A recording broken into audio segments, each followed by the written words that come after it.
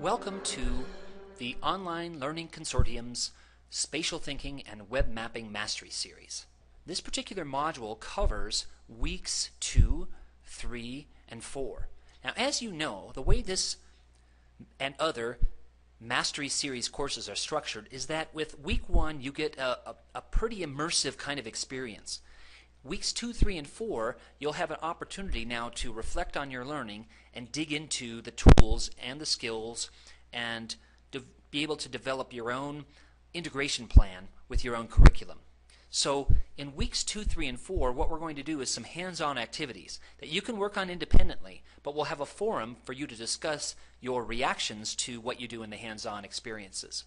So weeks 2, 3, and 4, I'm going to have you watch and reflect on a short video that talks about how GIS touches our everyday lives. You wake up in the morning, you pour your orange juice. For example, the orange growers are using GIS to manage their harvests, to get their product to market, and so on. You get on the bus. The bus company is using GIS to monitor the locations of all their buses in central dispatch.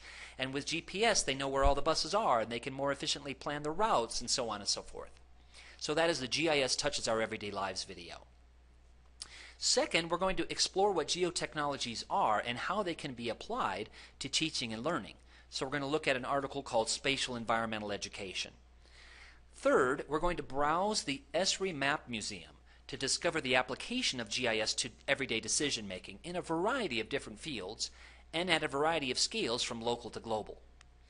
Fourth, we're going to analyze global ecoregions, population density, and demographic variables using ArcGIS Online, which is the same tool that you used earlier in week 1. Fifth, we'll analyze the temporal and spatial pattern of USA temperature extremes using ArcGIS Online. Again, to get you into the tools, but also just to think spatially. And think outside the box. Maybe you're not teaching about temperature extremes, weather, and climate. Maybe you're teaching about pH or invasive species or ecoregions or business patterns. You're going to be able to use these same kind of tools with the same kind of perspective, the spatial perspective, for other kinds of data. Sixth, compare local land use change with ArcGIS Online. So change over time. Change over time is one of the themes that runs through this course. Another theme, as I've already touched on, is scale. And another theme is being critical of the data.